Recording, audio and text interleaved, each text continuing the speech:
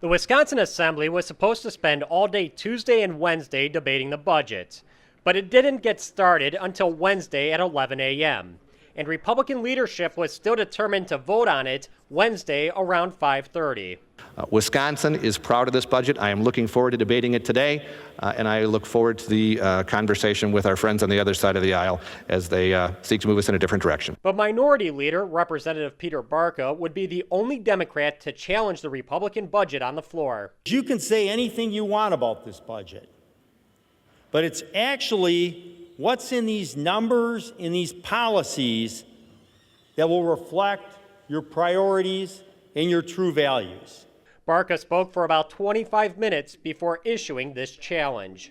Let's vote now. Let's see what your priorities are. Let's expose to the people what your values are, Mr. Speaker.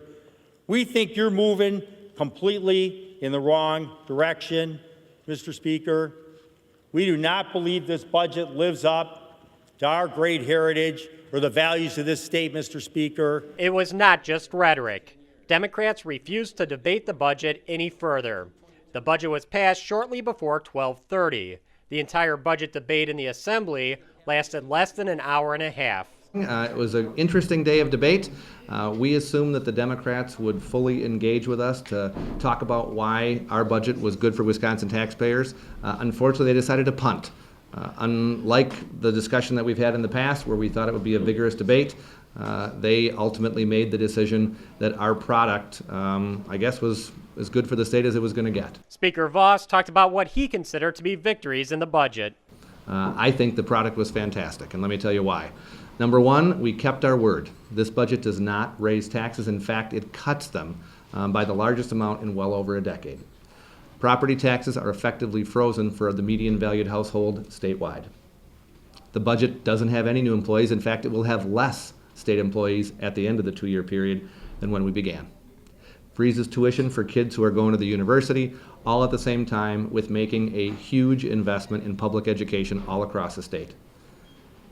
It also gives more options to every family of moderate means in Wisconsin to participate in a small program, hopefully growing over time, to allow school choice to expand statewide.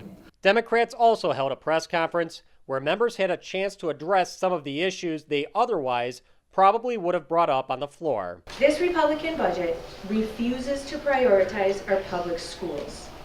This Republican budget is wrong for Wisconsin and wrong for our children's futures. Democrats said even with the over 200 amendments they had prepared, they thought the budget was a lost cause.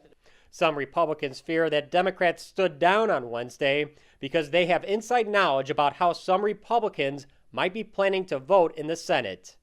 However, Voss says he's not all that concerned. I certainly believe it will survive. I mean, we've negotiated throughout the entire process. I think we saw today that Republicans stood united behind it. We had a few, for individual reasons, who made a different decision. I disagree with their decision, but they have every right to make it. I think in the Senate, we'll probably see maybe one senator, I don't know, who will vote no, maybe more. But hopefully, we'll see every opportunity to get the budget passed. The Senate is scheduled to begin its debate over the budget on Thursday at 10. For the McIver Institute, I'm Bill Osmolsky.